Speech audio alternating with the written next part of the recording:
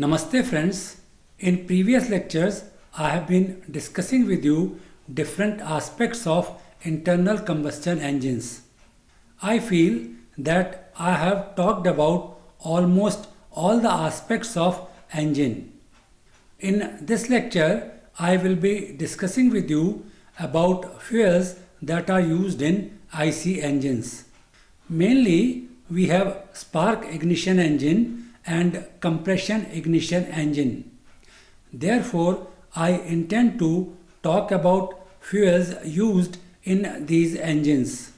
Crude oil is what we get naturally. It is known as fossil fuel. Process of fossil formation takes hundreds and thousands of years.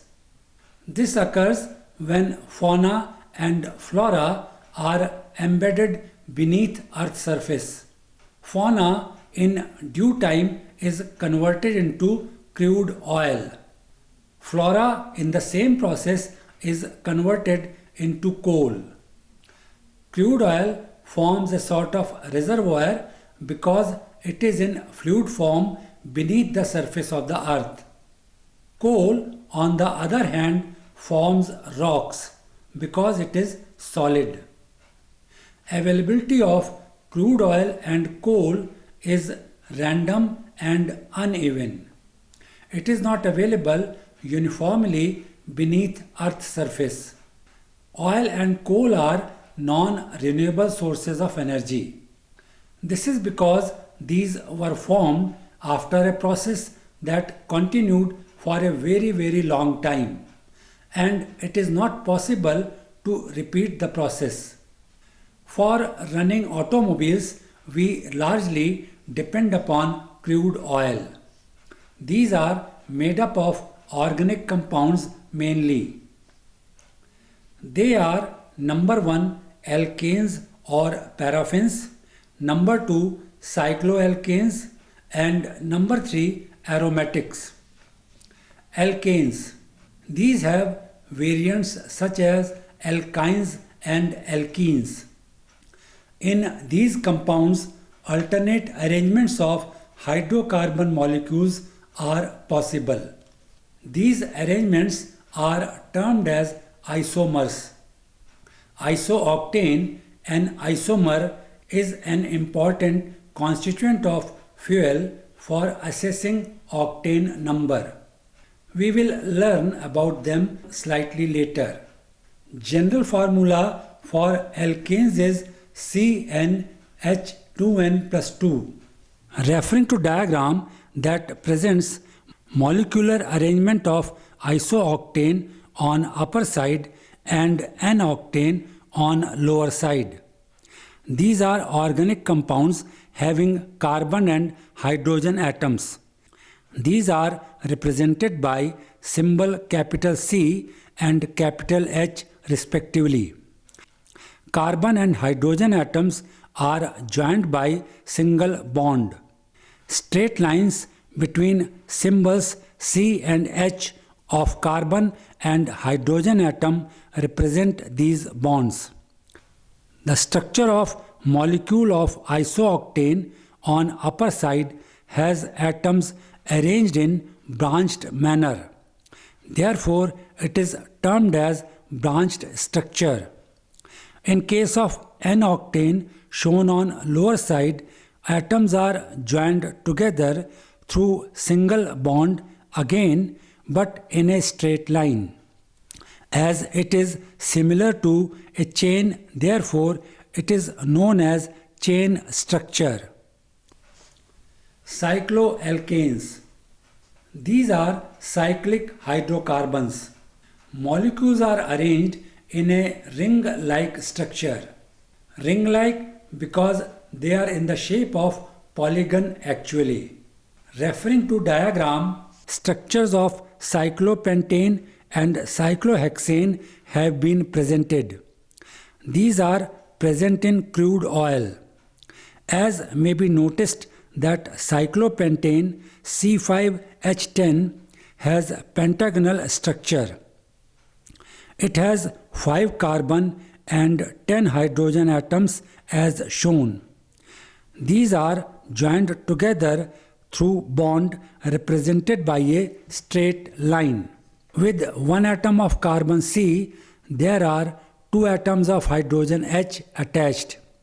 As shown, each corner of pentagon represents these as CH2. Cyclohexane C6H12 has hexagonal structure as shown on right hand side. It has 6 carbon and 12 hydrogen atoms. Its structure is similar to that of cyclopentane as may be observed. Only difference being that it has 6 CH2. These are at the 6 corners of hexagon. As there is single bond represented by straight line between carbon atom C, cycloalkanes are saturated compounds. The general formula for a cycloalkane is CnH2n. Aromatics. These two have polygon or ring-like structure. In this case, carbon atom is associated with single hydrogen atom. Referring to diagram, it presents structure of benzene C6H6. As may be observed, carbon atoms as capital C are at the 6 corners of hexagon. Bonds as shown join these carbon atoms. It may be noticed that alternate carbon atoms have 2 bonds between them. 2 straight lines between carbon atoms represent these bonds. Between each carbon and hydrogen atom there is single bond represented by a straight line. Aromatics have high octane number. These are blended with petrol to improve its octane number. This has been done in unleaded petrol. Refining crude oil. Crude oil extracted from oil fields requires refining, for which refineries are built. It is a process of distillation. As shown in the diagram, there is a series of trays arranged one above another. These trays are meant to collect different products that we get during the process of distillation. Crude oil is supplied from bottom left side as shown. As distillation progresses, we get products that have different densities. That makes them heavy or light. As heavy products cannot move up, these are collected in lower trays. Lighter products rise and are collected in upper trays. As may be observed from diagram, lube oil is in the lowest tray because it is the heaviest. Heavy oil comes next and rise to tray above lube oil. Next, third tray has diesel followed by kerosene oil and jet fuel in fourth tray.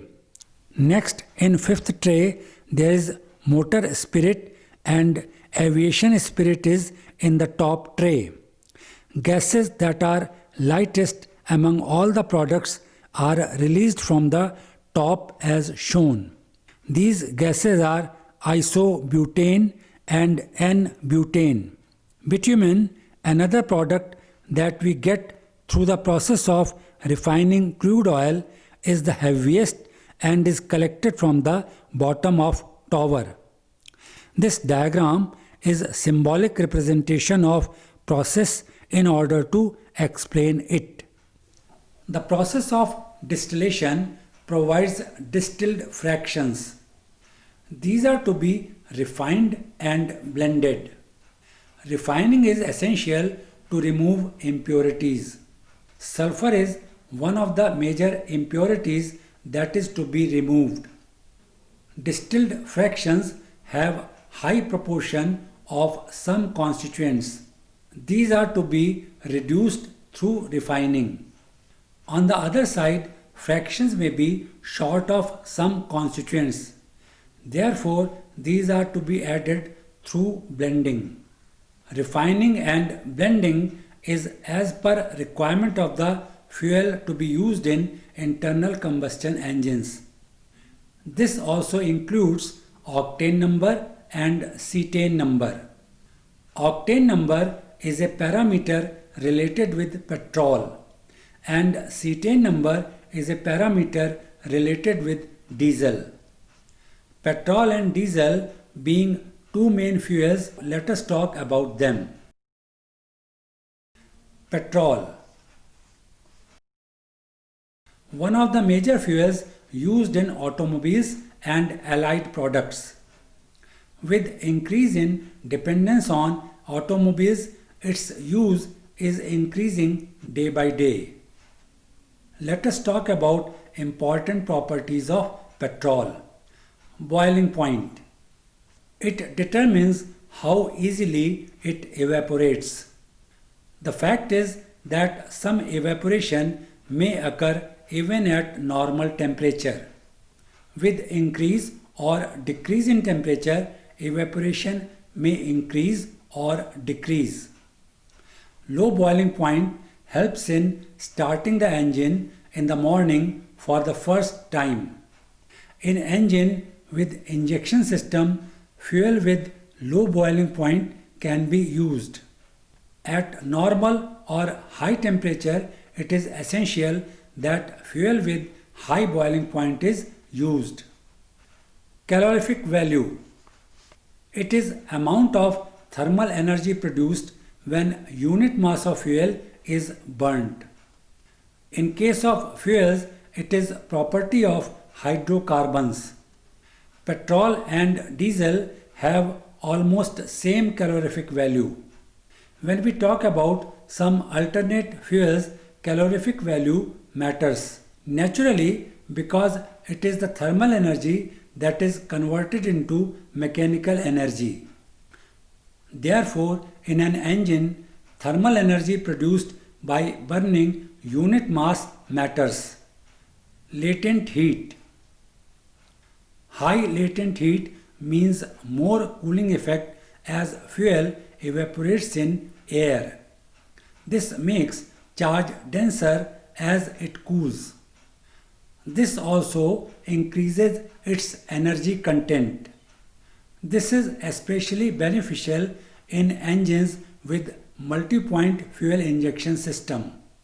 In case of engines with carburetor, it may cause condensation that is undesirable. Apart from above properties, petrol that is being used in engine should be clean. Any solid impurity present will cause blockage of jets and injector nozzles. Water vapors formed corrode engine components. This affects the working of engine adversely. The fuel used should also be pure. Any impurity present may cause problem in engine. Sulfur, for example, will cause corrosion. Sulfur present also reduces the effectiveness of catalytic converter present in exhaust. Sulfur is removed while refining the crude oil. Other impurities, if present, leave deposit of ash in combustion chamber. Octane rating. This is the most important property of petrol. It is the measure of fuel's ability to resist knocking during combustion. Knocking is a sharp sound. It occurs due to premature combustion of compressed air-fuel mixture in combustion chamber. During normal functioning of engine, charge burns with flame front progressing smoothly from point of ignition across combustion chamber. When knocking occurs, it causes improper combustion and uneven production of hot gases that exert force on piston during power stroke. Due to this, output from the engine is affected adversely. Octane rating is measured in terms of octane number from 0 to 100. Isooctane C8H18 has octane number of 100. N-heptane C7H16 has lowest octane number, that is 0. Mixing them gives a product that has octane number between 0 and 100. It is a measure of lowest percentage of isooctane mixed with N-heptane that detonates at the same compression ratio. Vapor lock. It occurs in overheated pipes and fuel pump. Low pressure in pipeline connecting pump with fuel tank and inside pump causes lowering of boiling point of fuel. It vaporizes in pipeline and pump. Pump cannot handle vapor because it is designed to handle liquid. This interrupts the fuel supply and makes running of engine rough. Interruption of fuel supply may even stop the engine. In earlier days, tetraethyl lead, abbreviated as TEL, was used to increase the octane number. Later, it was discovered that it causes rapid wear of exhaust valve seat. This was due to formation of coating of lead bromide compound. As modification to this, tetramethyl lead or TML was used. At some point of time, even their mixture was used. In later years, it was found that lead additives in fuel produced toxic fumes in exhaust. These were harmful to human health. This brought forward the concept of lead-free petrol. To enhance octane number, oxygenate additives were used. These were either alcohols or ethers. Ethanol and methanol were commonly used as additives.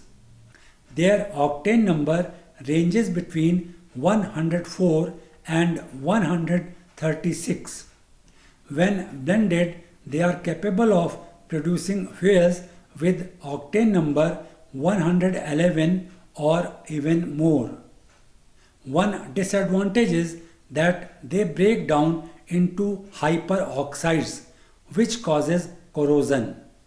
Ethers are better because they have lower oxygen contents. These are costly additives and their use makes fuel costlier. Corrosion inhibitors. Corrosion debris may block injector nozzles and filters. Corrosion inhibitors are chemical compounds that react with acids present in fuel. This way, they are able to prevent corrosion and formation of debris.